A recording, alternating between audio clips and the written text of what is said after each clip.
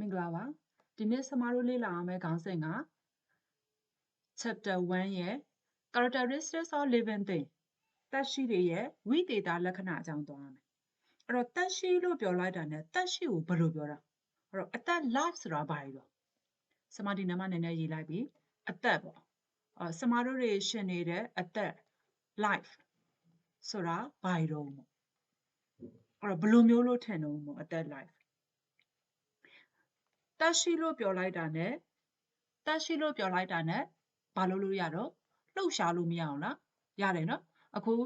ဆမတို့လေ့လာနေတယ်ဆိုရင်ဆမတို့ဒီမှာကြည့်နေတဲ့ရဲ့စာမျက်နှာပြင်ကိုဆမတို့ဘာလုပ်လို့ရမြင်လို့ရတယ်ဟုတ်တယ်မလားမြင်လို့ရတယ်ဘောပန့်ကိုဘာလုပ်ရတော့လက်ကနေနေပြီးတော့ကင်လို့ရတယ်လက်ကနေနေပြီးတော့ကင်မယ်လက်ကနေနေပြီးတော့ရေးတယ်ဒါတွေလုပ်လို့မရအောင်လားအဲ့ဒါကဘာလို့တော့လှုပ်ရှားလိုက်တာပေါ့အဲ့တော့မြင်လဲလှုပ်ရှားရင်းနဲ့မှမြင်တဲ့အတိုင်းကိုသွားမှာအဲ့တော့လှုပ်တော့လှုပ်ရှားတယ်မြင်တာနဲ့လည်းတွဲပြီးတော့ရေးလိုက်ကြတာမြင်နေတာကိုရေးလိုက်ရင်လည်းမအောင်မှာအုံနောက်ကနေနေပြီးတော့ဘာလုပ်တော့ချက်ချင်းစုံဖြတ်နေတယ်အခုစမပြောနေတဲ့တက်ရှိဆိုတာဘယ်လိုမျိုးတုံးဆိုတော့အုံနောက်ကနေနေတယ်ဘာလုပ်နေတော့တခါတည်းစဉ်းစားနေတာတွေးနေတာအဲ့တော့လှုပ်ရှားနေနေမှတူစမတို့ရဲ့ခန္ဓာကိုယ်ကနေနေပြီးတော့လည်းဘာလုပ်နေလဲကြီးထွားနေတာနော်ခန္ဓာကိုယ်မှာရှိနေတဲ့ cell တွေကဘာဖြစ်နေတော့အသေးတည်ဆောက်နေတယ်အဟောင်းတွေကလည်းဘာဖြစ်သွားတော့ပျက်စီးသွားတယ်အဲ့လိုမျိုးဖြစ်နေတဲ့ဟာတွေဆိုရင်ကျမတို့ဘာလို့ပြောလို့ရတော့တက်ရှိတယ်လို့ပြောလို့ရတယ်ဟုတ်တယ်မနော်အသက်ရှိတယ်လို့ပြောလို့ရတယ်အဲ့ဆိုရင်အသက်မဲ့တယ်ဆိုရင်ဘယ်လိုမျိုးပြောလို့ရမလဲဘောပန့်အခုကျမတို့အနီးနားမှာရှိနေတဲ့ဘောပန့်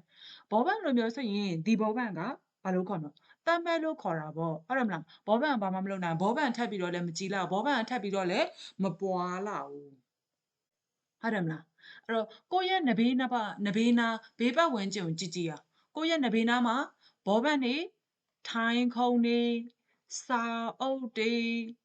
ဟုတ်တယ်မလားအိ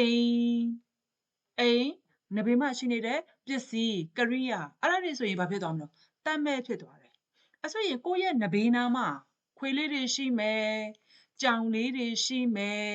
ပိုးဟက်လေးတွေရှိမယ်လိပ်ပြာလေးတွေရှိမယ်ဆိုရင် तू ကဘာဖြစ်သွားမလို့တက်ရှိဖြစ်သွားတယ်ဟုတ်ပြီအဲ့တော့သူ့ကိုဘာလို့တက်ရှိလို့ခေါ်တာဒီမှာရှိနေတဲ့ခွေးကဘာလို့ရတော့ခွေးဘာလို့ရတော့ရွေ့လျားလို့ရတယ်ခွေးကမျိုးပွားလို့လည်းရတယ်ခွေးကတဖြည်းဖြည်းလဲကြီးလာတယ်ကြောင်လည်းလို့မျိုးပဲမဟုတ်လားဟုတ်တယ်လိပ်ပြာလည်းအမျိုးမဟုတ်လားလိပ်ပြာဆိုရင်ဘာဖြစ်နိုင်တော့ပြန်တန်းနိုင်တယ်အဲ့တော့ရွေ့လာလို့ရတယ်ကြီးလဲကြီးတယ်မျိုးလဲမျိုးပွားနိုင်တယ်ဆိုရင်သူ့ဘာလို့ခေါ်မလို့တက်ရှိလို့ခေါ်မယ်ဘာမှလုပ်လို့မရဘူးမျိုးလဲမမျိုးပွားနိုင်ဘူးရွေ့လဲမရွေ့လျားနိုင်ဘူးဆိုရင်သူ့ဘယ်လိုခေါ်ရမလို့တက်မဲ့လို့ခေါ်တယ်အဲ့ဆိုရင်ကျမတို့အခုဒီမှာပေါ့ဒီလိုမျိုးကိုခြုံငုံပြီးပြောလိုက်တဲ့အချိန်မှာအရာဝတ္ထုတစ်ခုပေါ့နော်တက်ရှိလို့တတ်မှတ်ဖို့အတွက်နော်ဒီတက်ရှိလို့တတ်မှတ်ဖို့အတွက်ဆိုရင်သူ့မှာဝိသေသလက္ခဏာတွေရှိရတယ်အဲ့တော့သူ့ရဲ့လက္ခဏာတွေကဘာလို့တုံးဆိုတော့ဖွဲ့စည်းမှုတွေရှိတယ်သူ့ရဲ့ခန္ဓာကိုယ်မှာဖွဲ့စည်းမှုတွေရှိတယ်နံပါတ်1နံပါတ်2လို့မျိုးဆိုရင်ဇီဝရုပ်ဖြစ်ပျက်မှုတွေရှိတယ်ဇီဝရုပ်ဖြစ်ပျက်မှုတွေဖြစ်နိုင်တယ်နံပါတ်3ဆိုရင်ကြီးထွားလာတယ်ဆမတို့ဆိုရင်ဘာဖြစ်တော့ငယ်ငယ်တော့ဝတ်တဲ့ဥပ္ပစာအခုကြီးလာတဲ့အချိန်မှာဝတ်လို့ရလား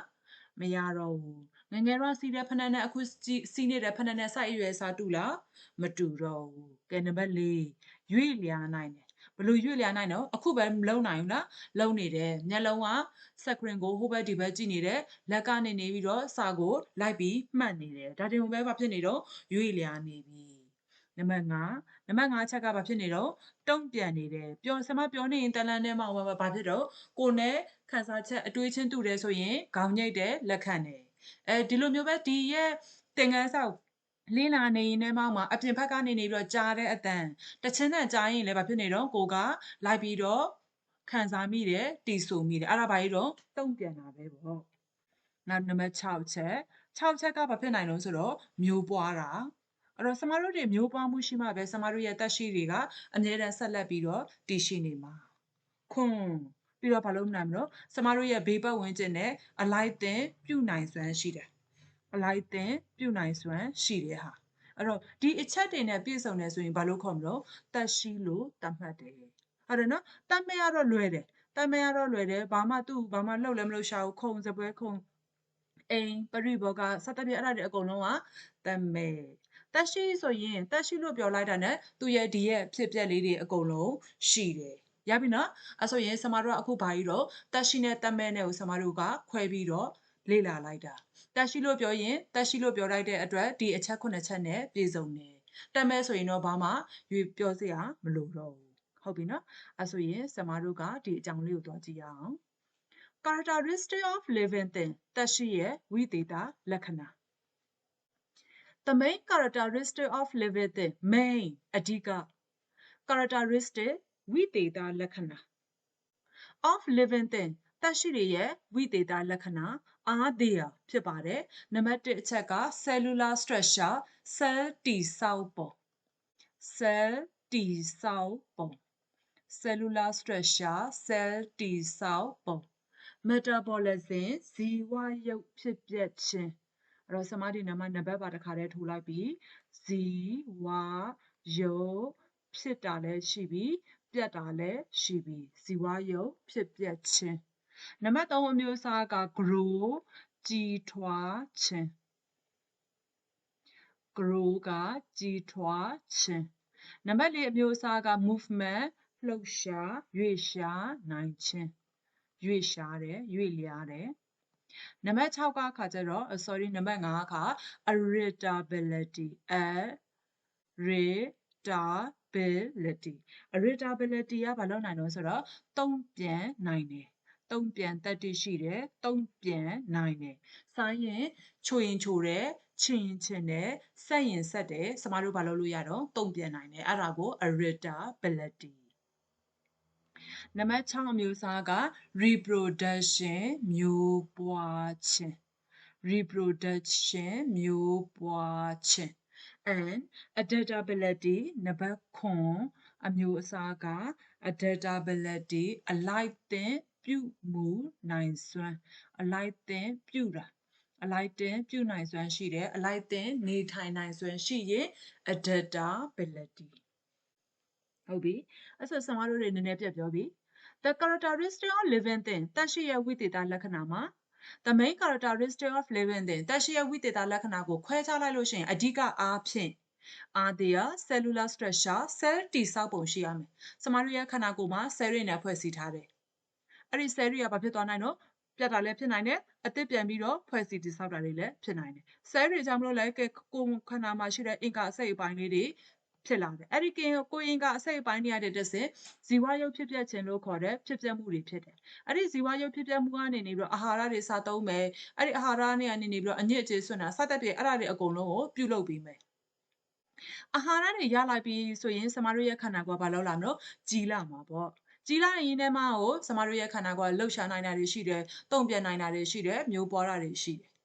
အဲ့တော့ကျမတို့ဒီမှာပတ်ဝန်းကျင်မှာနေနေရင်းနဲ့အတူတူပတ်ဝန်းကျင်မှာရှိတဲ့ယာတီဥတုပဲဖြစ်ဖြစ်ကျမတို့ပတ်ဝန်းကျင်မှာရှိတဲ့အပင်တွေနဲ့ပဲဖြစ်ဖြစ်ကျမတို့ကဘာလုပ်ရမလို့အလိုက်တင်ပြုမှုနေထိုင်နိုင်ပါတယ်အဲ့တော့ဒီအချက်9ချက်အဓိကအပြင်တက်ရှိလို့ပြောတယ်တက်ရှိရဲ့အဓိကအချက်ကဒီအချက်9ချက်ကိုမှတ်သားထားရမယ်အဲ့ဆိုရင်ကျမတို့ကဒါလေးကိုအတန်လေးထွက်ဖတ်ကြည့်ရအောင်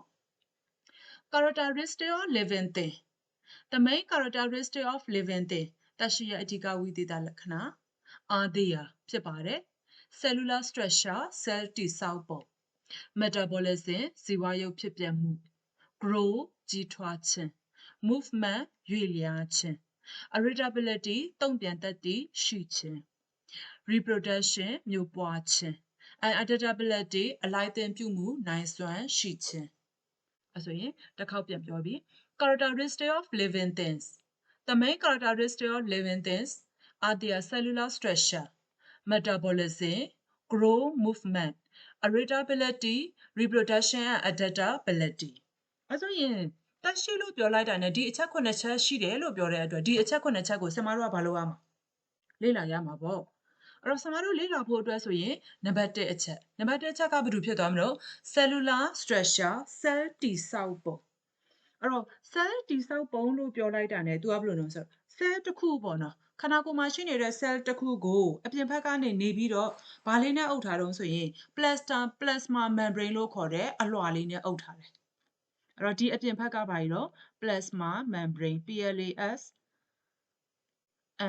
plasma membrane plasma membrane အဲ့တော့သူ့ရဲ့အတွင်းထဲမှာဘာလို့ရှိတော့ဆိုတော့ cytoplasm ရှိတယ် cytoplasm cytoplasm ရှိတယ်အဲ့တော့အရည်တွေရှိတယ်ပေါ့ဒီထဲမှာရှိနေတဲ့အရည်တွေရှိပြီးအဲ့ဒီဓာတ်ပြုမှုဖြစ်တဲ့နေရာကနေနေပြီးတော့ဓာတ်ပြုမှုဖြစ်တယ်အဲ့တော့ဒီမှာရှိနေတဲ့အထက်ထက်ဆက်ထဲမှာဘာလေးအလုံးလေးရှိတော့ဆိုတော့အလုံးလေးတစ်လုံးရှိတယ်လွယ်လွယ်ပြောရလို့ရှိရင်သူ့ရဲ့အလုံးလေးကိုဘာလို့ခေါ်လိုက်တာတော့ nucleus လို့ခေါ်တယ် nucleus nucleus ဒါအလွယ်ကိုပြောပြနေရနော်အပြင်ဘက်မှာရှိနေတဲ့အလွှာလေးက plasma membrane အတွင်းထဲမှာရှိနေတဲ့အလွှာလေးက cytoplasm အဲ့ဒီ cytoplasm ကအရည်တွေနဲ့ဓာတ်ပြုမှုဖြစ်နေတယ်အတွင်းထဲမှာနောက်ဆုံးရှိနေတာကဘာလဲတော့ nucleus အလုံးကြီးက nucleus ဟုတ်ပြီအဲ့ဒီ nucleus ပေါ့အဲ့ဒီ nucleus ထဲမှာဘာတွေပါလဲဆိုတော့မျိုးရိုးဗီဇတွေပါတယ်အဲ့ဒီမျိုးရိုးဗီဇဆိုတာဘယ်လိုမျိုးရိုးဗီဇတွေတုံးဆိုတော့မိဘရဲ့မျိုးရိုးလိုက်တဲ့ဗီဇတွေအဲ့တော့လွယ်လွယ်ပြောရမယ်ဆိုရင်ဆရာမတို့တွေရုပ်ရှင်ကားတွေထဲမှာကြည့်ဘူးတယ်ပေါ့တားဖတ်တော်ဆက်တာလားတားမိတော်ဆက်တာလားဆိုရင်ဘာကိုဆက်လိုက်တာတော့ DNA စစ်တယ်လို့ပြောတာကိုအဲ့ဒါကဒါလေးကိုစစ်လိုက်တာအဲ့တော့အဲ့ဒီ DNA ကခါကြတော့ဘာလို့ဆိုတော့ molecule တွေကိုတင်စီပြီးထားတာရမနော် molecule တွေကိုတင်စီထားတယ် plasma အတွင်းဖြစ်ပေါ်နေတဲ့အဲ့ဒီဓာတ်ပြုခြင်းတွေကိုထိန်းချုပ်ပေးတယ်အဲ့တော့လွယ်လွယ်ပြောရမယ်ဆိုရင်ဒီတစ်ခုလုံးက protoplasm protoplasm protoplasm ဆိုတာဘာပဲဖြစ်သွားပြီတော့ plasma membrane membrane ရဲ့ဘာရဲ့ပေါင်းမှာတော့ cytoplasm နေပါမယ်ပြီးရင်ဒီထဲမှာရှိနေတဲ့ nucleus တွေပါတယ်ဒါပဲအဲ့ဒါကိုပြောလိုက်ရင် protoplasm အဲ့တော့ protoplasm တွေအများကြီးပေါင်းလိုက်လို့ရှိရင်ဘာဖြစ်သွားမှာ cell ဖြစ်သွားတာပေါ့အဲ့ဆို cell တွေအများကြီးပေါင်းလိုက်လို့ရှိရင် tissue ဖြစ်သွားတယ် tissue tissue တွေပေါင်းလိုက်လို့ရှိရင် organ ဖြစ်သွားတယ်အဲ့ဒီ organ တွေအားလုံးပေါင်းလိုက်လို့ရှိရင်ဘာဖြစ်သွားလဲဆရာမတို့အလုံးလုံးနိုင်တဲ့ system လို့ခေါ်တဲ့စနစ်ကြီးတစ်ခုဖြစ်သွားတယ်ရမလားအဲ့ဆိုရင်ဒီလိုမျိုးစနစ်တကျဖွဲ့စည်းထားတာတွေကိုဘယ်သူတွေမှာပဲရှိတက်ရှိတွေမှာပဲရှိတယ်အဲ့တော့တက်ရှိတွေကဒီလိုမျိုးစနစ်တကျကိုဖွဲ့စည်းထားတာရမလားစနစ်တကျကိုဖွဲ့ထားတယ်အဲ့တော့အပြင်ဘက်မှာ plasma membrane အတွင်းဘက်မှာ cytoplasm လို့ခေါ်တဲ့အရည်လေးပြီးရင် nucleus ရှိတယ် nucleus အတွင်းထဲမှာ DNA တိတ်ထားတယ်အဲ့ဒီ DNA တွေဆိုတာမိဘရဲ့မျိုးရိုးလိုက်တဲ့ဗီဇ molecule တွေပဲအဲ့တော့ဒီဟာတွေအားလုံးဆိုတာဘာပဲတော့ protoplasm ဒီ protoplasm တွေပေါင်း cell တွေပေါင်း tissue တွေပေါင်းလိုက်ပြီးလို့ရှိရင်ဘာဖြစ်သွားမလို့cell ကနေ tissue ကနေနေပြီးတော့ organ ဖြစ်သွားတယ်အဲ့ဒီ organ ကနေနေပြီးတော့ system ဖြစ်သွားတယ်ဟုတ်ပြီစနစ်တစ်ခုဖြစ်သွားပြီဟေ့ဆိုရင်ခန္ဓာကိုယ်မှာရှိနေတဲ့ဘယ်လုပ်ငန်းတာဝန်မဆိုသူဘာလုပ်လို့ရတော့အလုပ်ပြုလို့ရပြီ various various အမျိုးမျိုးသော life တက်ရှိတွေရဲ့ process ဖြစ်စဉ် process process တက်ရှိတွေရဲ့အမျိုးမျိုးသောဘဝဖြစ်စဉ်ကိုသူဘာလုပ်နိုင်တော့လုံနိုင်ပြီပေါ့ဥပမာပြောမယ်ဆိုရင်စမတို့ရဲ့လက်ညှိုးလေးထိတ်ကလေးဆိုရင်ဘာဖြစ်သွားပြီတော့ organ လို့ခေါ်တဲ့ system တစ်ခုလုံးဖြစ်သွားပြီအဲ့ဒီ system လေးကဘာလုပ်လို့ရတော့ထိတွေ့လို့ရမယ်၊ကင်တယ်လို့ရမယ်၊ခံစားလို့ရမယ်၊သိမြင်လို့ရမယ်အဲ့ဒါ various life processes ပဲအဆင်ပြေမလားအဲ့တော့ဒီရဲ့ cellular structure ကိုဆရာမကအကျဉ်းချုပ်ပြီးပြောပြီးတာအဲ့ဒီအကျဉ်းချုပ်ပြီးပြောထားတဲ့ဟာကိုဆရာမတို့ဘာလုပ်မလို့ဆိုရင်စာလေးနဲ့လေ့လာကြည့်အောင်ရမယ်နော်အဲ့တော့ cellular structure ဆိုတာ cell တိဆောက်ပုံကိုပြောတယ် cell တိဆောက်ပုံဆိုတာဘာကြီးတော့ခန္ဓာကိုယ်မှာရှိနေတဲ့အင်္ဂါအစိတ်အပိုင်းတွေအဲ့ဒီအင်္ဂါအစိတ်ပိုင်းတွေကနေတဆင့်ဘလို့တိဆောက်ထားတုံးဆိုတာကိုလေ့လာတာ all living thing သက်ရှိတွေ consists of ပါရှိတယ် the living substance သက်ရှိအရာဝတ္ထုပစ္စည်းတွေကို call protoplasm လို့ခေါ်တယ်ရပါနော်သက်ရှိတွေအားလုံးမှာသက်ရှိအရာဝတ္ထုပစ္စည်းပါတယ်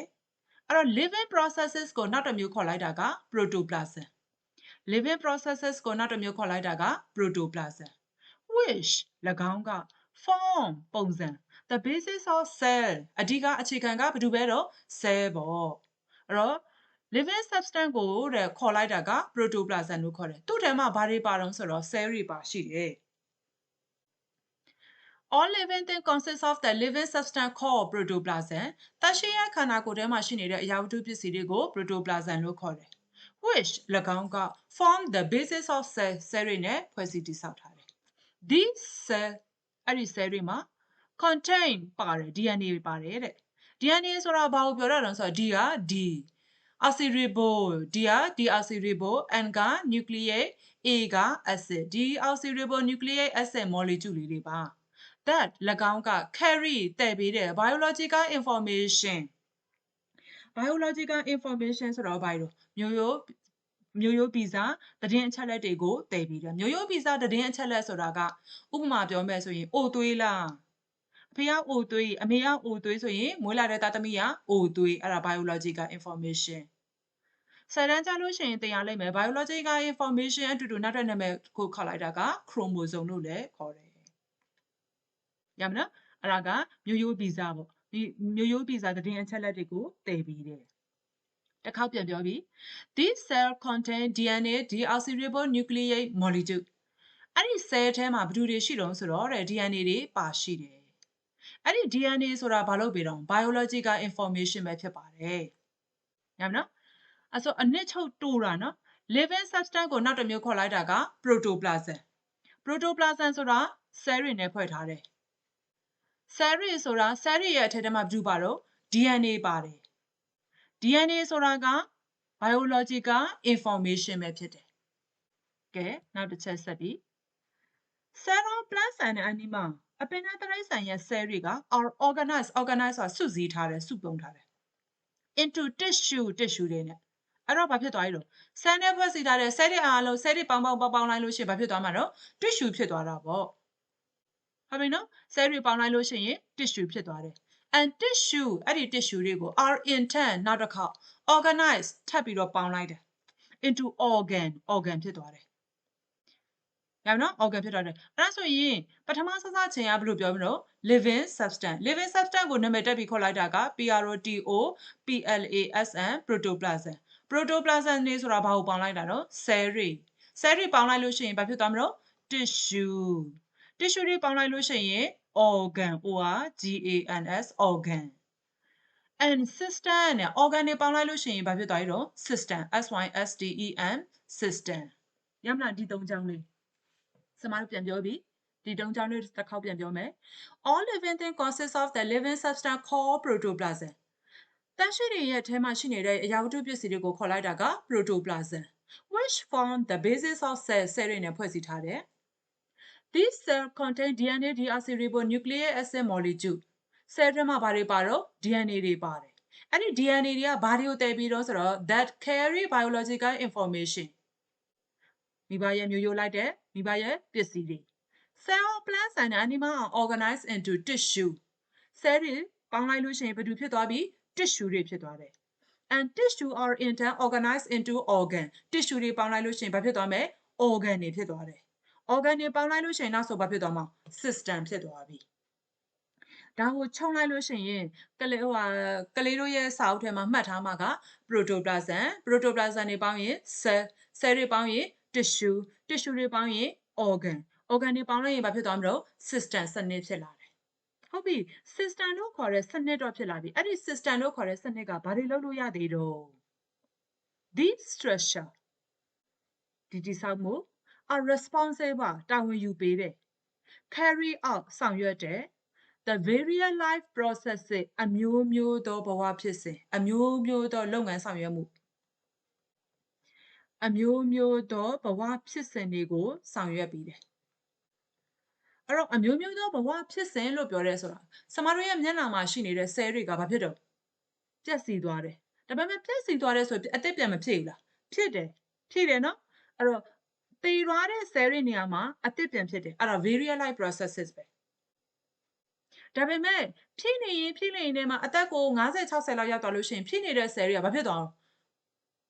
နှုံးကျသွားတာပေါ့ကျသွားတာဖြစ်တဲ့အတွက်ဖြည့်တဲ့နှုံးကနေသွားတာဖြစ်တဲ့ဆမတို့အတွက်ကဘာဖြစ်သွားတော့ပါးရည်တွေတွန့်သွားတာတို့မျက်စိနာမှာအရေးအကြောင်းတွေထင်တယ်ဆိုတာအဲ့လိုမျိုးဖြစ်တယ်ဒါပေမဲ့ဆမတို့ရဲ့ခန္ဓာကိုယ်မှာရှိနေတဲ့ cell တွေကဘာဖြစ်သွားတော့တေးကြည်ပြက်စီးသွားတယ်တေးကြည်ပြက်စီးသွားတဲ့နေရာမှာနောက်ထပ်အသစ်တော် cell တွေပါပြီးတော့ပြန်ဖြစ်တယ်အဲ့ဒါက variable life process ဥပမာလွယ်လွယ်ပြောရလို့ရှိရင်လက်သေးလေးဘာလုပ်လို့ရတော့ကျိုးပဲ့သွားတယ်ဒါပေမဲ့ကျိုးပဲ့သွားတဲ့အတိုင်းနေလားမနေဘူးသူ့အသေးပြန်ပြီးတော့ဖွဲ့စည်းတယ်ဒါပေမဲ့အဲ့လိုမျိုးပြောလိုက်တယ်ဆိုရင်ခန္ဓာကိုယ်တစ်ခုလုံးမှာတချို့သောအရာဝတ္ထုတွေကအင်္ဂါအစိတ်ပိုင်းပေါ့အင်္ဂါအစိတ်ပိုင်းတစ်ခုလုံးဥပမာလက်ကြီးပြတ်ထွက်သွားတယ်ဆိုရင်တော့အဲ့ဒီပြတ်သွားတဲ့လက်ကြီးနေရာမှာနောက်ထပ်အသစ်တော့ပြန်ပြီးတော့မဖွဲ့စည်းဘူး cell တွေကတော့ဘာလုပ်တော့ပြန်ပြီးတော့ဖွဲ့စည်းတယ်ရမလားအဲ့တော့ဒီဟာလေးကဘာကြီးတော့ cellular structure အဲ့တော့ cellular structure ပေါ့ကျမတို့အရင်ဒီမေကွန်းနဲ့ဖြေရတဲ့နှစ်အရင်အနှစ်ဟောင်းမှာဆိုရင်တော့ဒီရဲ့ cellular structure ကို9မှတ်ပေးတယ်2မှတ်တန်လည်းမေးတဲ့အနှစ်ရှိတယ် cellular structure မှာ trophocolor ဖြေလေးလည်းမေးတယ်ဘယ်လိုမေးမလို့ဆိုရင် all living things consist of the living substance called protoplasm နေရာမှာ cytoplasm လို့မေးနိုင်တယ် which form the basis of cell နေရာမှာ tissue လို့မေးတယ် tissue လို့မေးတယ် cell plants and animal are organized into tissue မဟုတ်တော့ဘဲနဲ့ organ ပေးတယ်အဲ့ဒါဆိုဘာဖြစ်သွားမလို့ false လို့ဖြေမှာပေါ့ tissue တွေပေါင်းလိုက်လို့ရှိရင် system လို့ပြောရဲဆိုရင်လည်း false tissue တွေပေါင်းရင်ဘာဖြစ်သွားမလို့ organ ဖြစ်သွားမယ်ရမလားအဲ့ဆိုရင်ဆရာမတို့အနှစ်တစ်ခေါက်ပြန်ချုပ်ကြည့်အောင်ခန္ဓာကိုယ်မှာရှိနေတာက protoplasm protoplasm ဆိုတာ cell တွေပဲ cell တွေပေါင်းလိုက်ရင်တဖြည်းဖြည်းကြည့်လိုက်ရင် tissue တွေပေါင်းလိုက်လို့ရှိရင်ဘာဖြစ်သွားမလို့ organ organ တွေပေါင်းလိုက်လို့ရှိရင် system အဲ့ဒီ system ဆိုတာဘာတွေလုပ်ပေးမှာ various various life သက်ရှိတွေရဲ့ processရဲ့ process ဘဝဖြစ်စဉ်တွေကိုလုပ်ပေးတယ်အဲ့ဒါဆရာမတို့ရဲ့ခန္ဓာကိုယ်မှာရှိနေတဲ့တည်ဆောက်မှုပုံစံပဲရမယ်နော်အဲ့ဆိုရင်ဆရာမကဒါလေးကိုအတန်ထွက်တစ်ခေါက်လောက်ဖတ်မယ် cellular structure all living things consist of the living substance called protoplasm which forms the basis of cells these cells contain DNA deoxyribonucleic acid molecule that carry biological information. Cells of plants and animals are organized into tissue and tissue are in turn organized into organ and system. These structures are responsible for carry out the various life processes. အဲ့ဆိုရင်ပမာလိုနဲ့အင်္ဂလိပ်လိုနဲ့တစ်ခေါက်တွေ့ပေးမယ် cell တည်ဆောက်ပုံကို cellular structure တရှိရဲ့ခန္ဓာကိုယ်ထဲမှာအရာဝတ္ထုပစ္စည်းတွေပါရှိတယ်အရာဝတ္ထုပစ္စည်းကိုနာမည်တက်ပြီးခေါ်လိုက်တာက protoplasm all living things consist of the living substance called protoplasm သူကအဓိကအားဖြင့် cell တွေနဲ့ဖွဲ့စည်းထားတယ် which form the basis of cell အဲ့ဒီ cell တွေထဲမှာ molecule လေးတွေပါတယ် this cell contain DNA deoxyribonucleic acid molecules သူကသတင်းချက်လက်ဇီဝဗေဒဆိုင်ရာသတင်းချက်လက်မိဘရဲ့မျိုးရိုးဗီဇတွေကိုတည်လာပေးတယ် that carry biological information အပင်နဲ့တိရစ္ဆာန်ရဲ့ cell တွေရဲ့စုလိုက်လို့ရှိရင် tissue လို့ခေါ်တယ် cell of plants and animals are organized into tissue အဲ့ဒီ tissue တွေအများကြီးပေါင်းလိုက်လို့ရှိရင် organ ဖြစ်လာတယ် and tissue are in turn organized into organ ဒီ organ လို့ခေါ်တဲ့အင်္ဂါရက်တွေအများကြီးပေါင်းလိုက်ရင် system လို့ခေါ်တယ်ဒီ system လို့ခေါ်တဲ့ဒီစနစ်တစ်ခုလုံး cell tissue organ system ဒီတစ်ခုလုံးဒီတိဆောက်ပုံတစ်ခုလုံး this structure ဆောင်ရွက်မှုတွေလုပ်ပေးပါတယ် are responsible for carry out ဘလို့ဆောင်ရွက်မှုတွေလုပ်ပေးတော့ဆိုတော့တက်ရှိတွေရဲ့အမျိုးမျိုးသောဘဝဖြစ်စဉ်တွေကိုပြုလုပ်ပေးတယ် the various life processes ရမလားအဲ့ဆိုရင်ကျမတို့ကဒီနေ့သွားလိုက်တာက characteristic of living thing characteristic of living thing the main characteristic of living thing ကိုဖြစ်ပါဆိုရင်တော့သူဘာဖြစ်သွားမလို့2မှတ်ဖြစ်သွားတယ် the main characteristic of living thing ထဲမှာအချက်ဘယ်နှချက်9ချက်နံပါတ်1က cellular structure 2က metabolism 3က growth 4က movement နံပါတ်5က heritability 6 reproduction 9 adaptability အဲ့ဒီ9ချက်ထဲမှာဘု து အကြောင်းလေးလာရပြီးတော့ cellular structure cellular structure ဆိုတာနာမည်တက်ပြီးခေါ်လိုက်ရင် protoplasm protoplasm တွေပေါင်းရင် cell cell တွေပေါင်းရင် tissue tissue တွေပေါင်းရင် organ organ တွေပေါင်းရင် system အဲ့ဒီစနစ်တစ်ခုလုံးကဘာကိုလုပ်ပြီးတော့ various life processes ကိုလုပ်ပြီးတယ်ကဲအဲ့ဆိုရင်စမကဒီလိုမျိုးလုပ်ပြီးမယ်ဒီတစ်ပုတ်နဲ့နောက်ထပ်တစ်ပုတ်ကိုတွဲရဲကြမှာစမကမေခွန်းလေးတစ်ခါတည်းပြင်ပေးမယ်အခုနောက်ပိုင်းမှာနည်းနည်းနိုင်ပိုင်းရှေ့သွားတယ်ဆိုရင် download လုပ်ရခက်တယ်လို့ကြားလို့ပါအဲ့တော့ဒီလောက်လေးနဲ့ပဲဖြစ်ပါမယ်လာမယ့်သင်ခန်းစာမှာပြန်ပြီးတော့တွေ့ပါမယ်နားမလည်တာရှိလို့ရှိရင်အာမနာပဲနဲ့ဆမကိုမိထားလို့ရပါတယ် Goodbye class